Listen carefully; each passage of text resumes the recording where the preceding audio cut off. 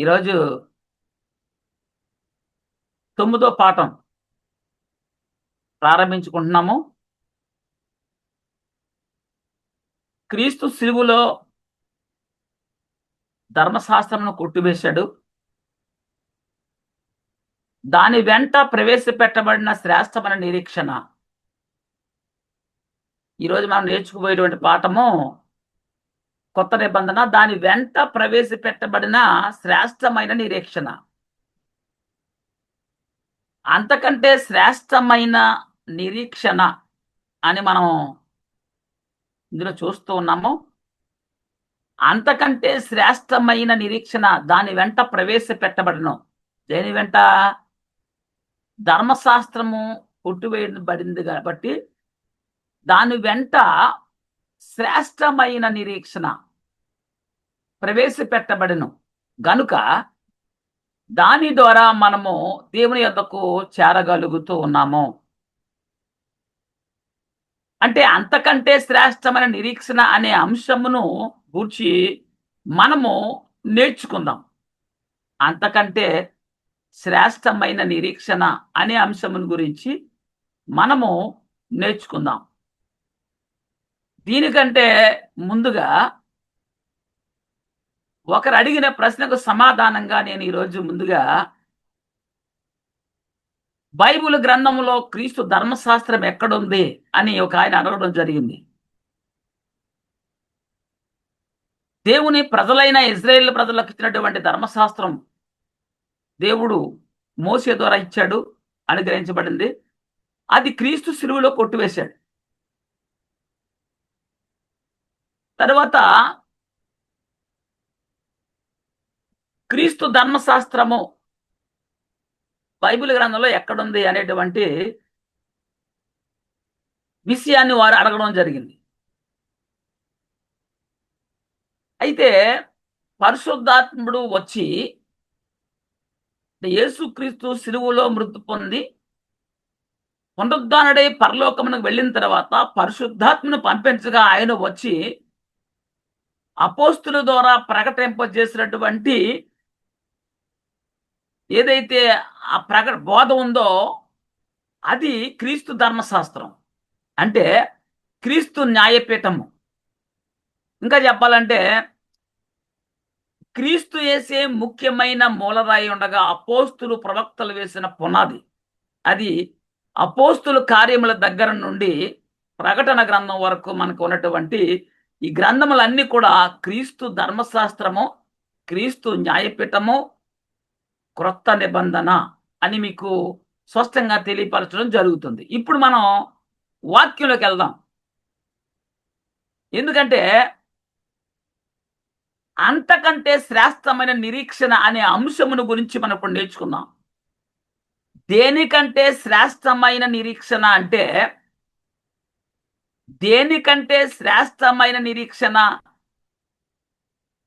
ఇది వాక్యం ద్వారా చూద్దాం. వాక్యం ద్వారా చూద్దాం. మనం మాట్లాడే ప్రతి మాటకు దేవుని మాట మనకు నిదర్శనం. అది పరిశుద్ధాత్మని శక్తిని పొందుకున్నటువంటి పౌలు గారు హెబ్రీయులకు రాస్తూ ఉన్నాడు. 7వ అధ్యాయము 18, 19 వచనాలు మనం ఒకసారి చదువుదాం. ఆ ధర్మశాస్త్రము దేనికి నీ సంపూర్ణ సిద్ధి కలగజేయలేదు. దయచేసి ఈ మాటను గమనించాలి. ధర్మశాస్త్రం అంటే ఏ ధర్మశాస్త్రం ఇది? ఇది అర్థం కాకుండా ఉన్నారు చాలా మంది. దేవుడు మోసే ద్వారా ఇశ్రాయేలు ప్రజలకు ఇచ్చినటువంటి ధర్మశాస్త్రము దేనికి నీ సంపూర్ణ సిద్ధి కలగజేయలేదు. గనుక ముందియబడిన ఆజ్ఞ బలహీనమైనందున, నిష్ప్రయోజనమైనందునను అది నివారణ చేయబడి ఉంది. అది ఎందుకు నివారణ చేయబడింది అంటే, ముందియబడిన ఆజ్ఞ అన్నాడు కదా, ముందియబడిన ఆజ్ఞలు అనలేదు అక్కడ. కొంతమంది ఇజ్రాయేల్కి దేవుడు 2 ధర్మశాస్త్రాలు ఇచ్చాడని చెప్పే వాళ్ళు ఉన్నారు. నాకు మొన్న ఒక ఆయన తగిలేడు.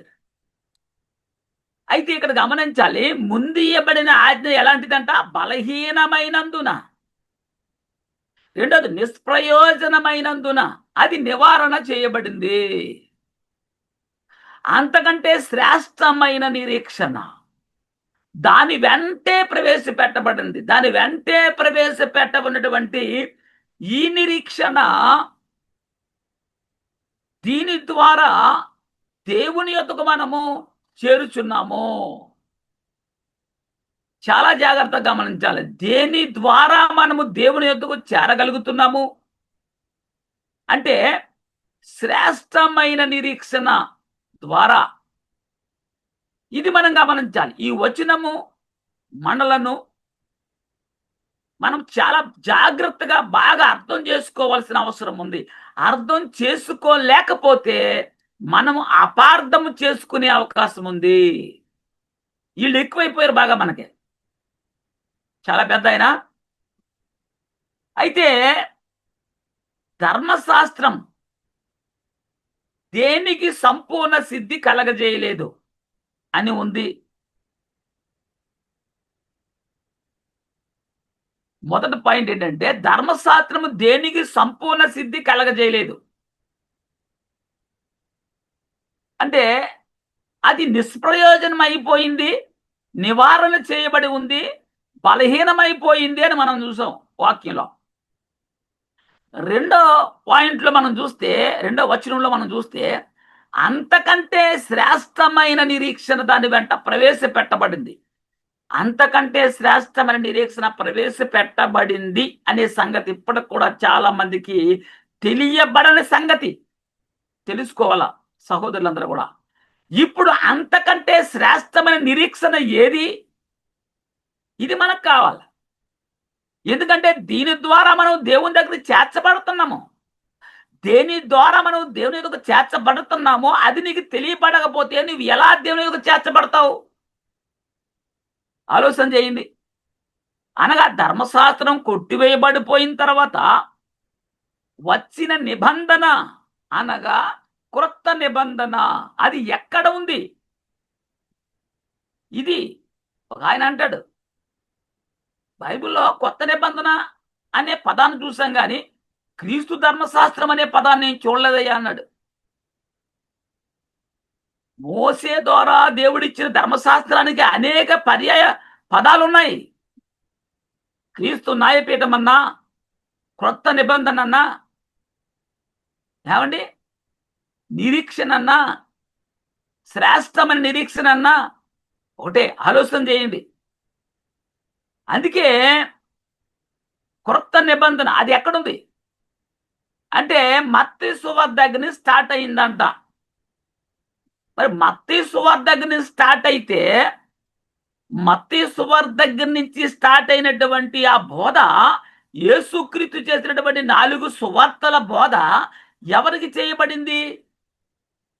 అప్పుడు ధర్మశాస్త్రం అమల్లో ఉంది కాబట్టి యేసుక్రీస్తు బోధ యూదులకు మాత్రమే, దేవుని ప్రజలకు మాత్రమే, అన్యజనులకు కాదు. అప్పుడు అన్యులు ఉన్నారు కానీ క్రైస్తవులు ఉన్నారా? అప్పుడు ఈ మాత్రం కూడా వారికి అర్థం కాదు. అప్పుడు క్రైస్తవులు లేరు.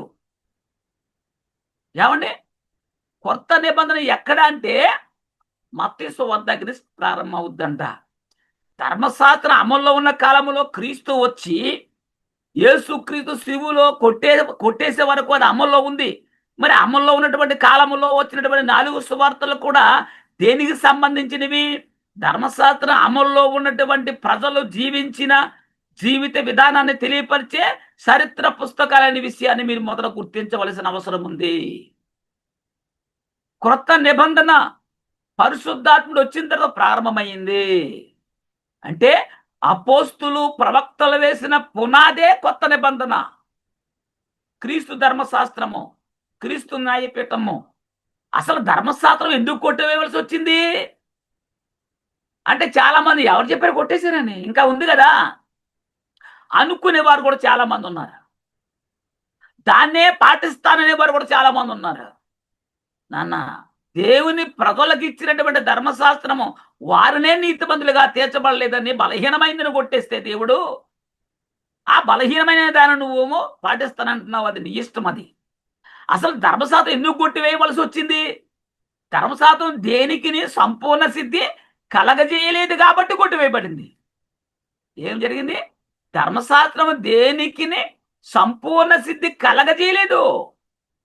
రెండవది, మొదటి నిబంధన ఉండగా, ఏమండి, మొదటి నిబంధన ఉండగా మరి రెండవది రావడానికి ఎందుకు అవకాశం వచ్చింది అంటే అది బలహీనమైనది, నిష్ప్రయోజనంగా ఉంది.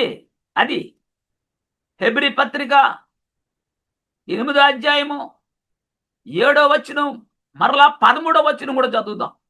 అనగా ఆ మొదటి నిబంధన లోపము లేనిదైతే రెండవ దానికి అవకాశం ఉండనేరదు బ్రదర్. ఆలోచించి ఒకసారి.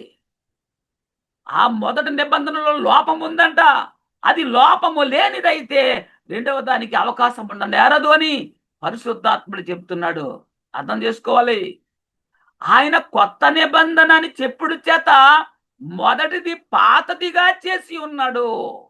ఏది పాత గిల్లి ఊడుగుపోవునో అది అదృశ్యముడుకు సిద్ధంగా ఉన్నది అని పరిశుద్ధాత్ముడు అపోస్తుల ద్వారా ప్రకటింపజేసిన బోధ నీకు జ్ఞాపకం రావట్లేదని అడుగుతున్నాను నేను.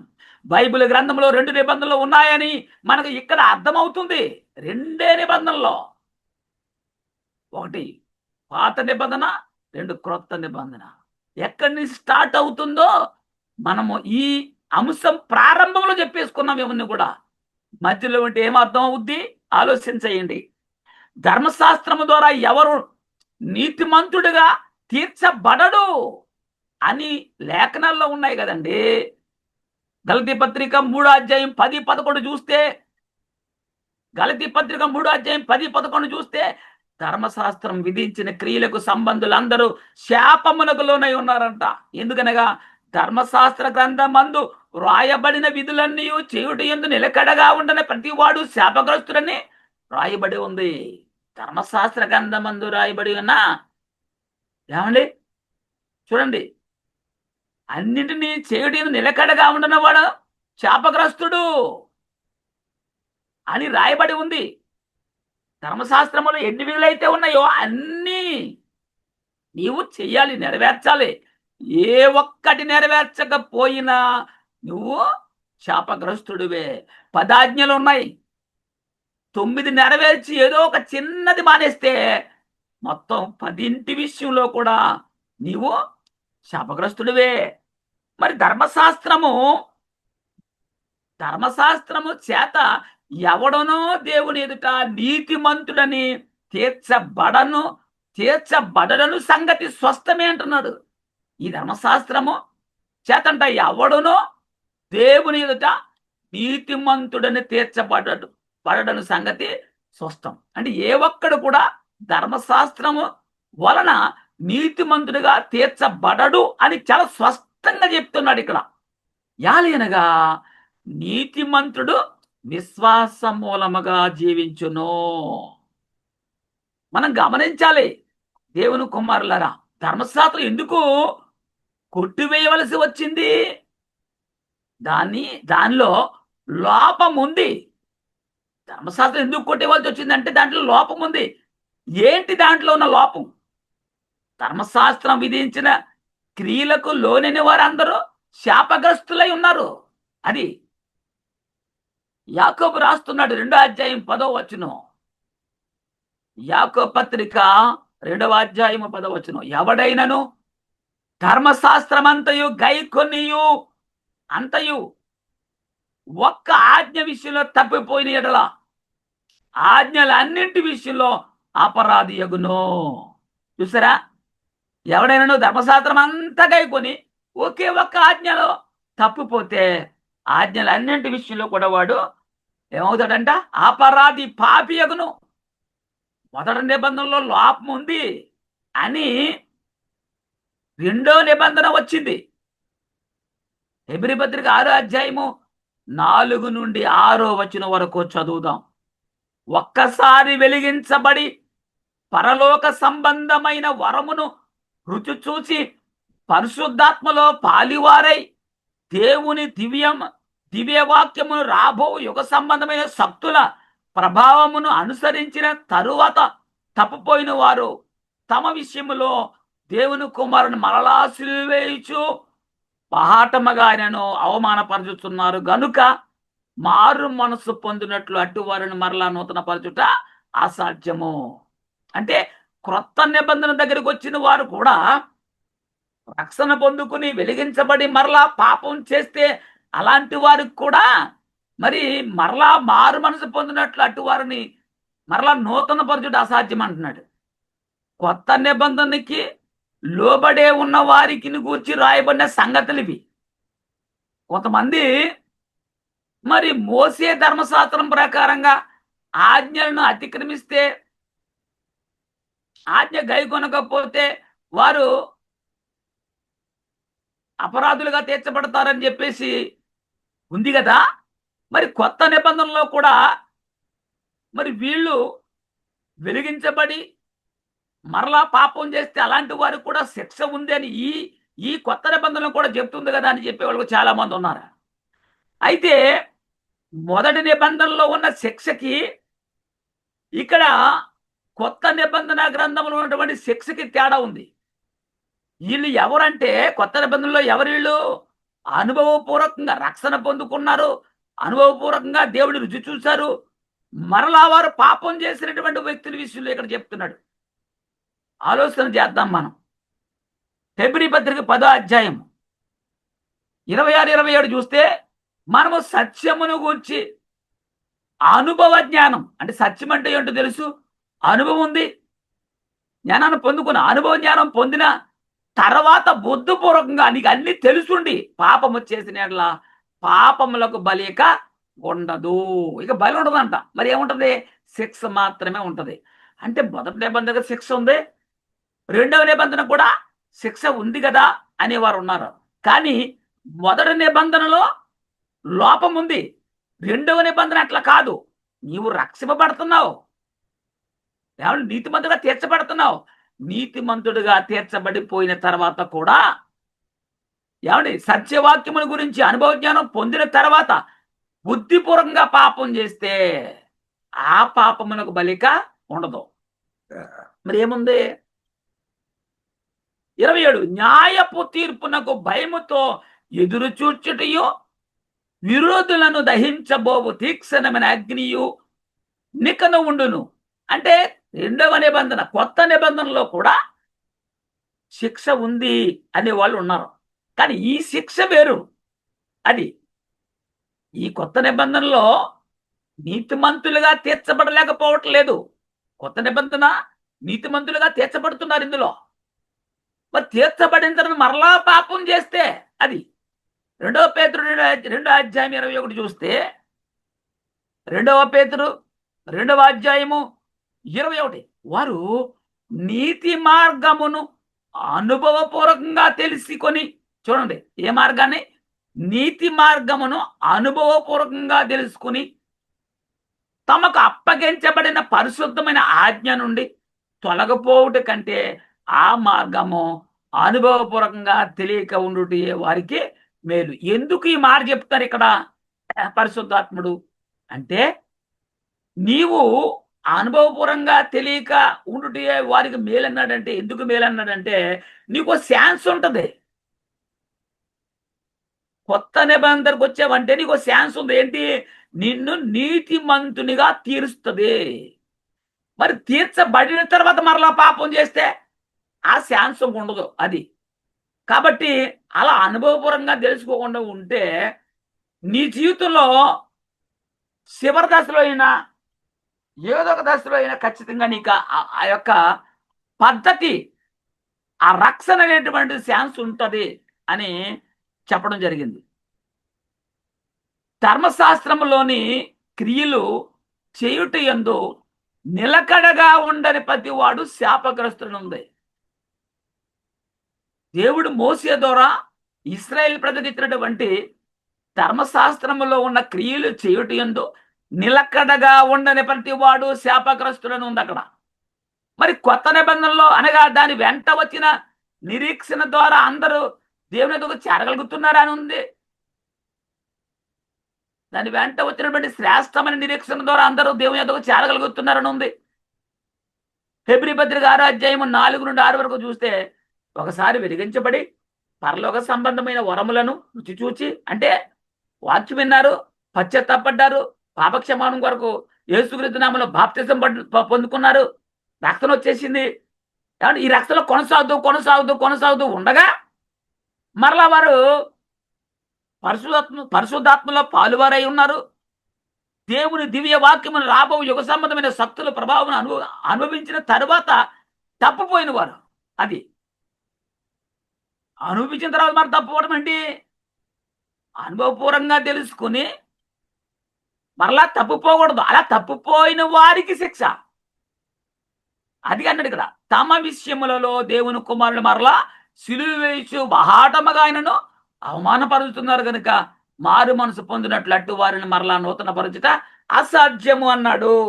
ఈ వాక్యములో అట్టి వారిని మరలా నూతన పరచుట అసాధ్యం అంటున్నాడు. ఎట్టి వారిని?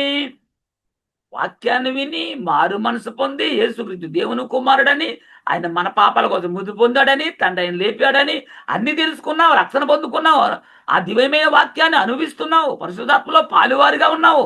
కానీ మరలా బుద్ధిపూర్వకంగా తప్పిపోయావు. అలాంటి మరలా పాపం చేస్తే ఇక బలి లేదు. ఇంకా అది అలాంటి వారు మరలా మారు మనసు పొందుట నూతన పరచబడుట అసాధ్యం అంటున్నాడు. ఇది శ్రేష్టమైన నిరీక్షణ అయితే దేవుని ఎద్దుకు చేరాలి కదా. మరి ఎందుకు మరలా ఇక్కడ అవకాశం లేదంటున్నాడు? నూతన పరచుట అసాధ్యం అంటున్నాడు. అక్కడ తీర్చబడరని చెప్పారు, ఇక్కడ కూడా తీర్చబడలేకపోతున్నారు కదయ్యా అని చెప్పేవాళ్ళు చాలా మంది ఉంటారు.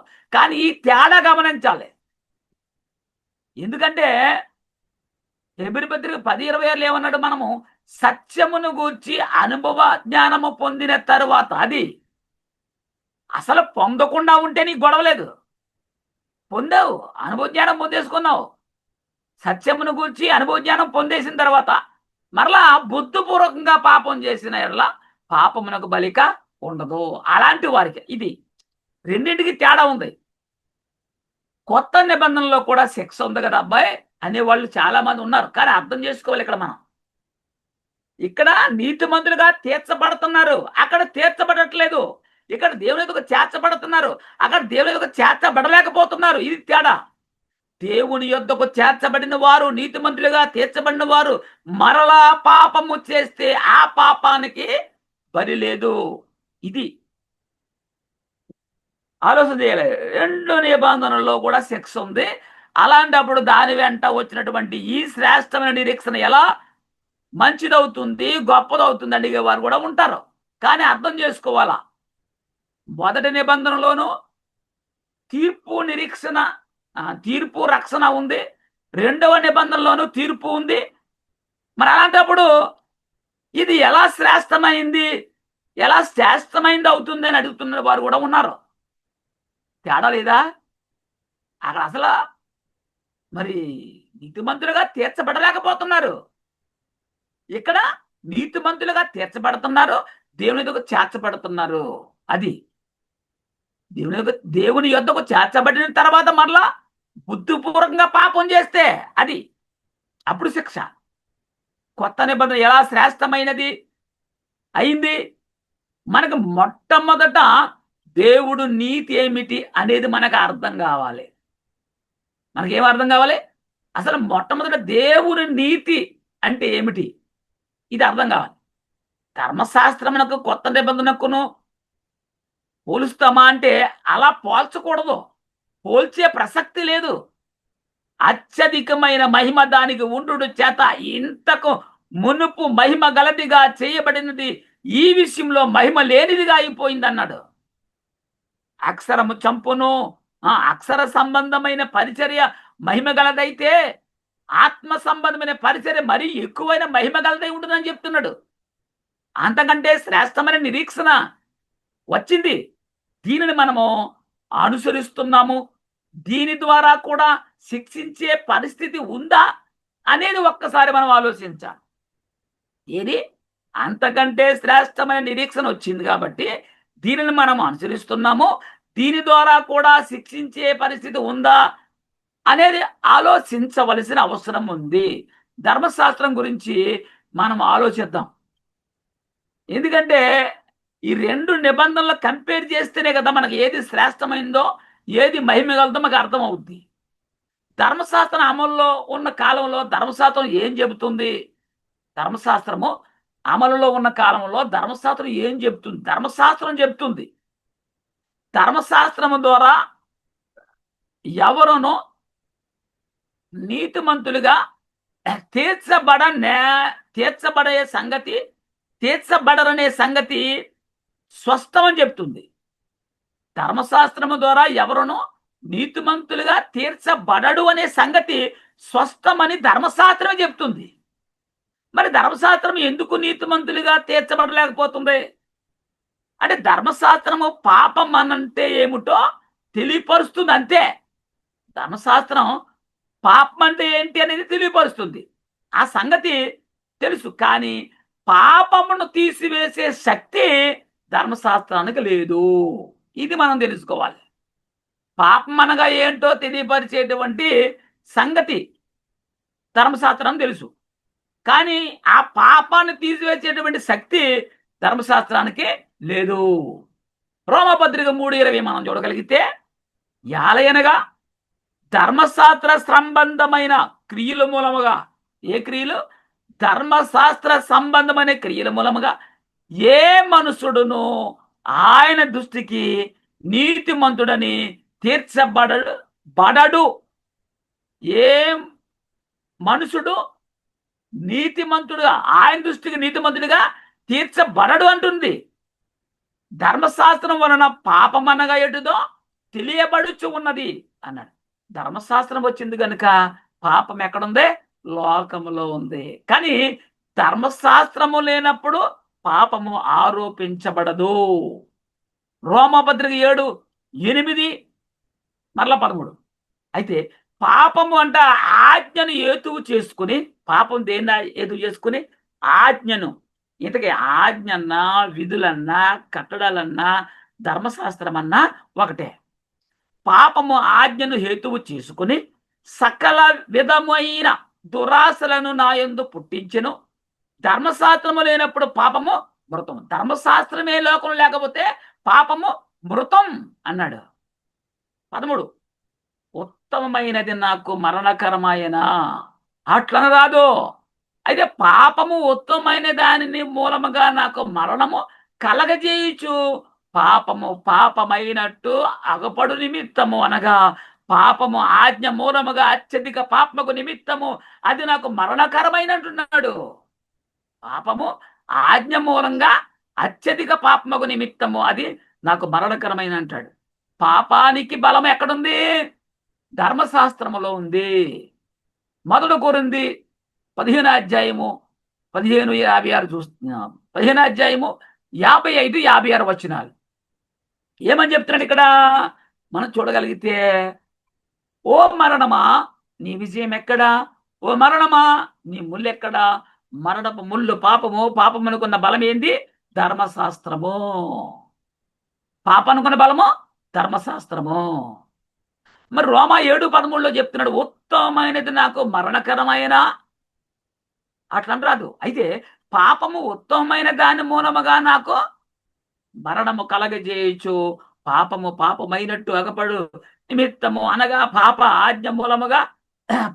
ఆజ్ఞ మూలముగా అత్యధికమైన పాపముకు నిమిత్తము అది నాకు మరణకరమైన అని చెప్తున్నాడు. ధర్మశాస్త్రమునకు పాపము తీసివేసే శక్తి, ధర్మశాస్త్రానికి పాపమును తీసివేసే శక్తి లేదు.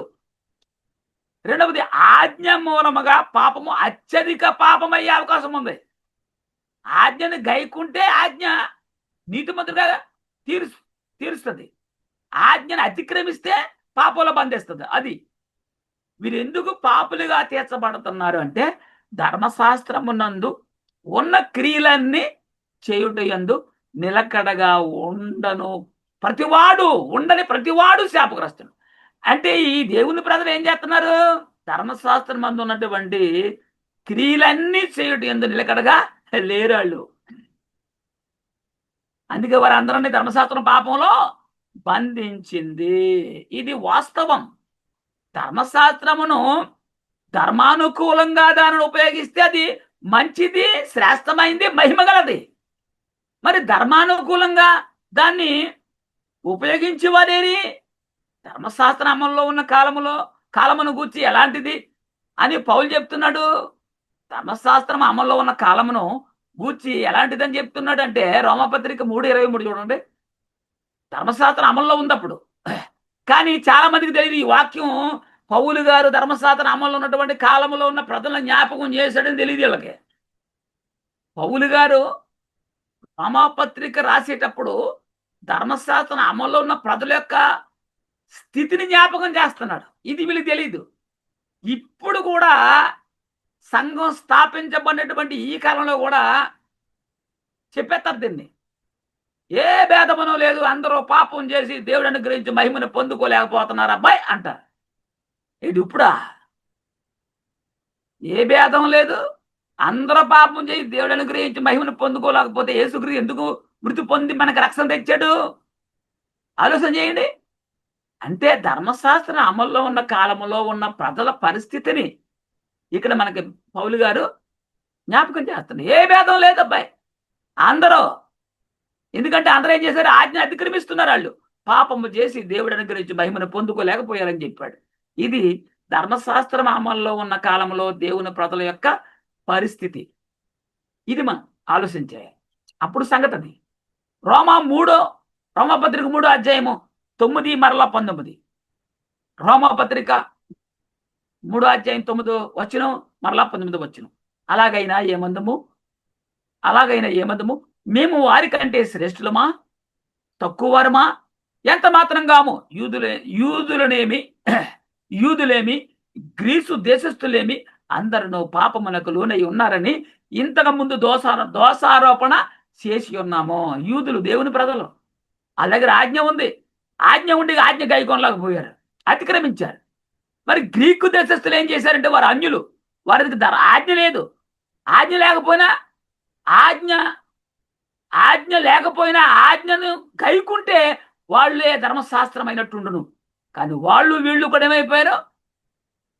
పాపమే చేశారు. వాళ్ళు ప్రతి నోరు మూయబడినట్లు, సర్వలోకము దేవుని శిక్షకు పాత్రమగునట్లు ధర్మశాస్త్రం చెప్పుచున్న వాడన్నింటినీ ధర్మశాస్త్రముకు లోనైన వాటితో చెప్పుచున్నదని ఎరుగుదాం. ఏమన్నాడు చూడండి. ప్రతి నోరు మూయబడినట్లు సర్వలోకము దేవుని శిక్షకు పాత్రమగునట్లును ధర్మశాస్త్రము చెప్పుచున్న. ఎవరు చెప్తారు? ధర్మశాస్త్రమే చెప్పుచున్న వాటి అన్నింటినీ ధర్మశాస్త్రమునకు లోనైన వారితో చెప్పుచున్నదని ఎరుగుదు. ధర్మశాస్త్రానికి లోనైన వారితో ధర్మశాస్త్రం చెప్తుంది, మాట్లాడుతుందంట. ఈ సంగతులన్నీ కూడా ధర్మశాస్త్రమునకు లోని అయిన వారితో ధర్మశాస్త్రమే చెబుతున్నటువంటి మాటలు ఇవి. ధర్మశాస్త్రం వల్ల ఒకరు కూడా నీతిమంతులుగా తీర్చబడలేకపోతూ ఉన్నారు. దాని వెంట వచ్చినటువంటి శ్రేష్టమైన నిరీక్షణ ద్వారా కూడా శిక్షించబడుతున్నారు కదా. కాబట్టి ఇది ఎలా శ్రేష్టమైంది అని ప్రశ్నించేవారు కూడా ఉన్నారు. కానీ ఎలా శిక్షించబడుతున్నారు వీళ్ళు? అసలు నీతిమంతులుగా తీర్చబడకుండా శిక్షించబడుతున్నారా? లేదు కదా. నీతిమంతులుగా తీర్చబడి సత్యవాక్యాన్ని అనుభవంగా తెలుసుకుని అప్పుడు బుద్ధిపూర్వకంగా పాపం చేస్తే అప్పుడు వారికి శిక్ష. కొత్త నిబంధన ప్రకారంగా నీతిమంతులుగా తీర్చబడుతున్నారా అంటే తీర్చబడుతున్నారు నీతిమంతులుగా. తీతుకు పత్రిక 3:5 మనం చూడగలిగితే అంటాడు, మనము నీతిని అనుసరించి చేసిన క్రియల మూలంగా కాక, ఏదో మనం ధర్మ కార్యాలు నీతిమంతులుగా చేసిన కార్యాలను బట్టి కాదు, క్రియలను బట్టి కాదు, తన కనికరము చొప్పుననే దేవుడు తన ప్రేమ దయ చూపించాడు, తన కుమారుని పంపించాడు.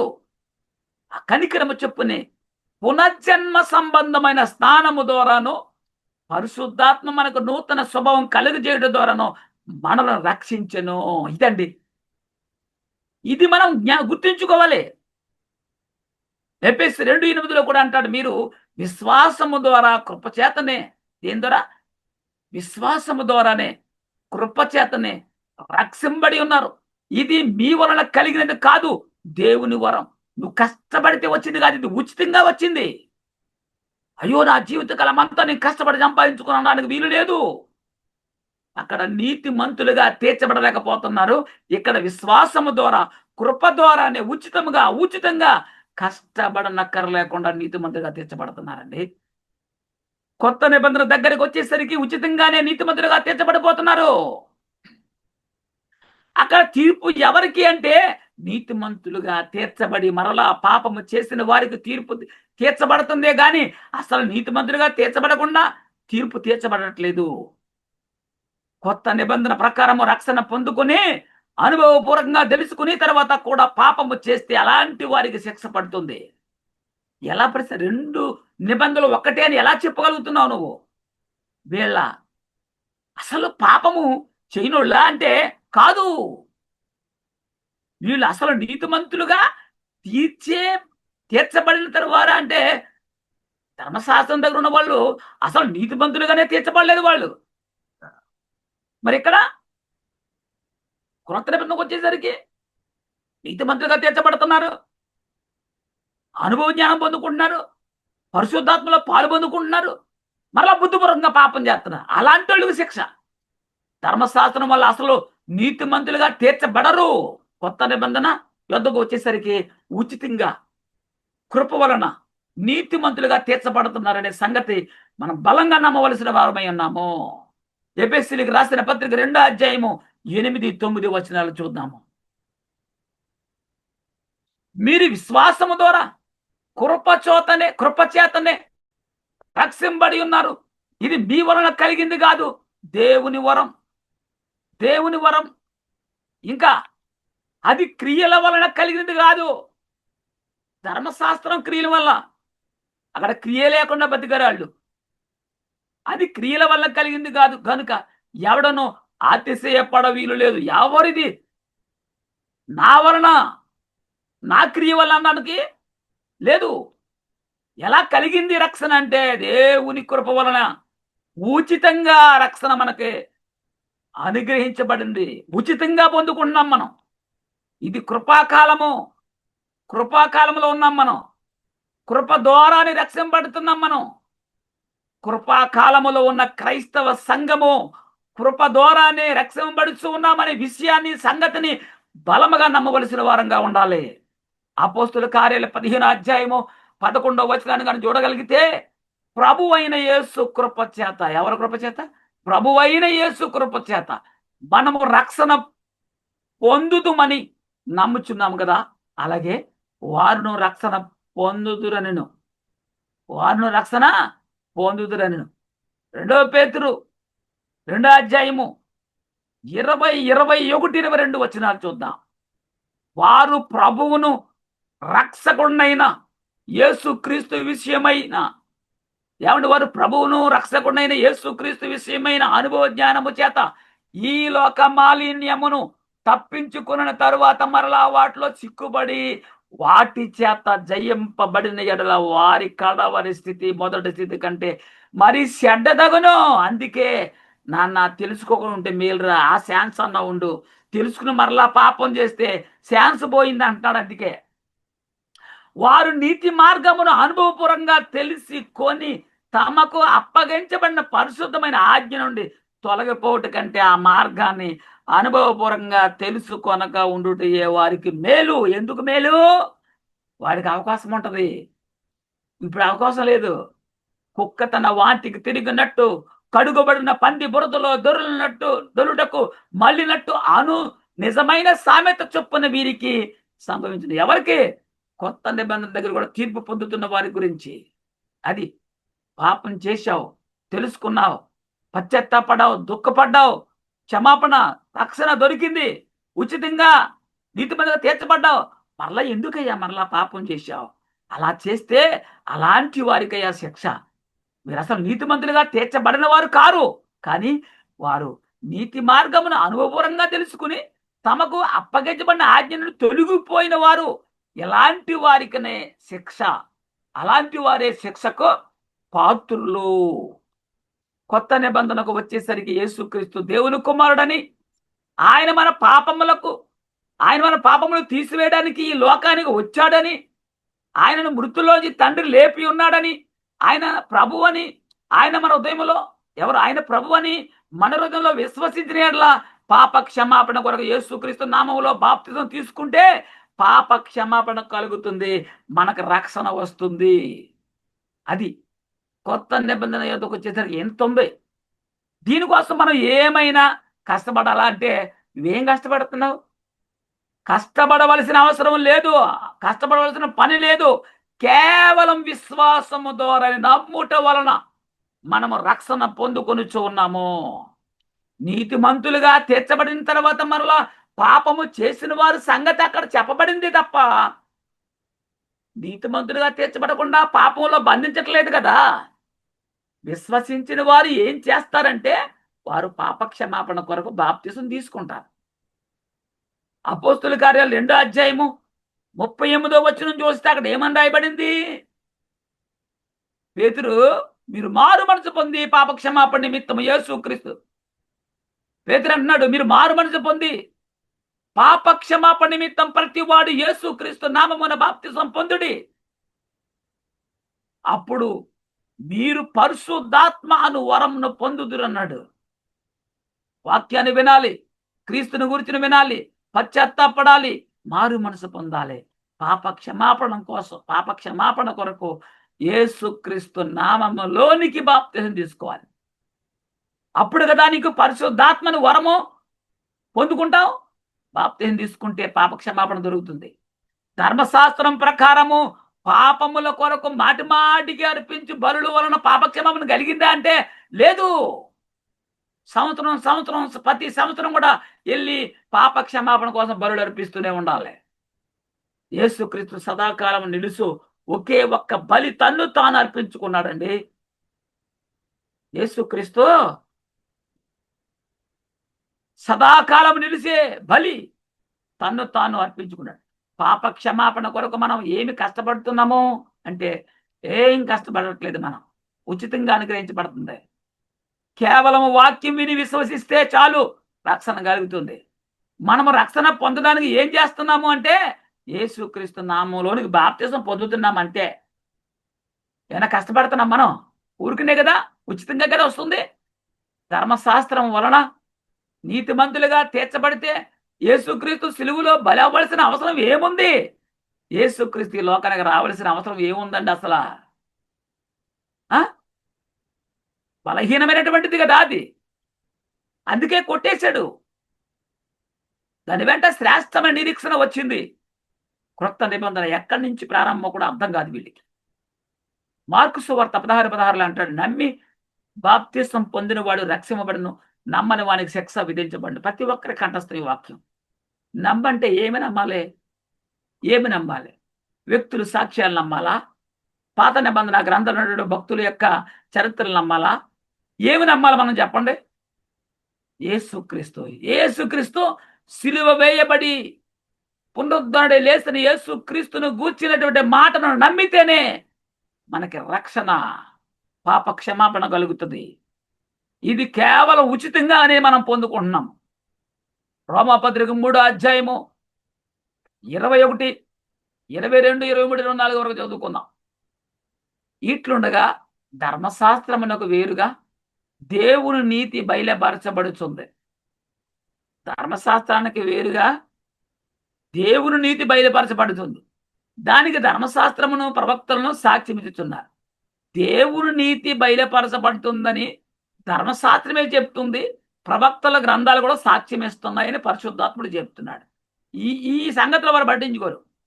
అది యేసుక్రీస్తు నందల విశ్వాసం మూలమైనదే. నమ్మువారందరికీ కలుగు దేవుని నీతి ఉంది. నమ్మాలి. నువ్వు ఏ భేదమును లేదు, అందరూ పాపము చేసి దేవుడు అనుగ్రహించి మహిమను పొందుకోలేకపోతున్నారు. ధర్మశాస్త్ర అమలు ఉన్న కాలాన్ని గురించి ఈ సంగతి. కాబట్టి నమ్మువారు ఆయన కృపచేతనే క్రీస్తు యేసునందలి విమోచన ద్వారా ఉచితముగా నీతిమంతులుగా తీర్చబడుతున్నారు. నువ్వే ఎలాంటి వెల చెల్లించక్కర్లేదు, నువ్వేం కష్టపడక్కర్లేదు. ఉచితంగా ప్రస్తుతం నిబంధన ప్రకారం, కొత్త నిబంధన ప్రకారం క్రీస్తు దగ్గరకు వచ్చినప్పుడు కృప, దయ, విశ్వాసము ద్వారా ఉచితంగా అన్ని చాలా స్పష్టంగా రాయబడి ఉంది. ఎలా? ఉచితంగా. క్రొత్త నిబంధన ప్రకారము క్రీస్తు దగ్గరకు వచ్చినప్పుడు కృప, దయ, విశ్వాసము ద్వారా ఉచితంగా అని చాలా స్పష్టంగా ఇక్కడ రాయబడి ఉన్నట్టు సంగతి మనం చూసాం. కష్టపడనక్కర్లేకుండానే ఉచితంగా నీతిమంతులుగా తీర్చబడుతున్నాము. పొందుకున్న రక్షణను కాపాడుకుంటే చాలు జీవితకాలం. అది పొందుకున్న రక్షణ పోగొట్టుకునే ప్రమాదం ఉంది. అలా పోగొట్టుకున్న వారికే శిక్ష. అది అనుభవపూర్వకంగా తెలుసుకున్న తర్వాత మరలా పోగొట్టుకుంటే మరలా నీకు రక్షణ పొందుకునే అవకాశము లేదు. ఎఫెసీ 2:8 9, 10. ఎఫెసీలకు రాసిన పత్రిక 2 8, 9, 10 వచనాలు చదువుకుని ముగించుకుందాం. అది క్రియల వలన కలిగినది కాదు గనుక ఎవడో అతిశయపడ వీలు లేదు. ఏది? క్రొత్త నిబంధన క్రియలతో కలిగినది కాదు. మరి వాటి యందు మనము నడుచుకొనవలెనని దేవుడు ముందుగా సిద్ధపరిచిన సత్క్రియలు చేయుటకై మనము క్రీస్తు యేసునందు సృష్టింపబడిన వారమై ఆయన చేసిన పని అయి ఉన్నాము. ఆయన పని అయి ఉన్నాము. సత్క్రియ అంటే పాపాన్ని విడిచిపెట్టాలి. అంటే ప్రాచీన స్వభావం విడిచి నవీన స్వభావం ధరించుకోవాలి. ఒక మాట చెప్పాలంటే కొత్తగా జన్మించాలి. ఆ ప్రాచీన స్వభావం, పాపపు స్వభావాన్ని మరలా నువ్వు ధరించకూడదు. మనిషి చనిపోయాడు, ఏం చేస్తాం? తీసుకెళ్లి సమాధి చేసేస్తాం. సమాధి చేసిన వాడు అంటే ఇంక ఎప్పటికీ రాడు. కానీ మరలా వస్తే ఏంటి చెప్పండి? అలా ఉంది. కొంతమంది కొత్త నిబంధన దగ్గర ఉన్నవారు కూడా అనుభవపూర్వకంగా వాక్యాన్ని తెలుసుకుని పరిశుద్ధాత్మలో పాలుభాగస్తులుగా ఉండి కూడా మరలా బుద్ధిపూర్వకంగా పాపం చేస్తున్నారు. అంటే మరలా ప్రాచీన స్వభావం వాళ్ళకి వచ్చేస్తుంది. అలాంటి పాపపు స్థితిని కడిగే బలి ఇక లేదు. వారు శిక్షక పాత్రులు అంతే. అంతేగాని మొదటి నిబంధనకు శిక్ష ఉంది, రెండో నిబంధన కూడా శిక్ష ఉంది. అంటే ఎట్లా? అక్కడ మొదటి నిబంధన నీతిమంతులుగా తీర్చబడలేకపోతుంది ధర్మశాస్త్రము. క్రీస్తు ధర్మశాస్త్రం వచ్చేసరికి అందరూ నీతిమంతులుగా తీర్చబడుతున్నారు. దేవుని యొద్దకు ఈ కొత్త నిబంధన చేరుస్తుంది. కానీ నీతిమంతులుగా తీర్చబడిన తర్వాత బుద్ధిపూర్వకంగా మరలా పాపం చేస్తే అట్టి వారికి తీర్పు, శిక్ష ఉంటుంది. ఈ వాక్యాన్ని విన్న ప్రతి ఒక్క సహోదరుని యొక్క హృదయంలో కూడా దేవుడు నాటి నీరు గట్టి పల్లింపులోకి తెచ్చునుగాక. అందరికీ యేసుక్రీస్తు ప్రభువారి నామములో వందనాలు చెల్లిస్తూ ఉన్నాం. మిగిలిన భాగాన్ని వచ్చే వారం పూర్తి చేసుకుందాం.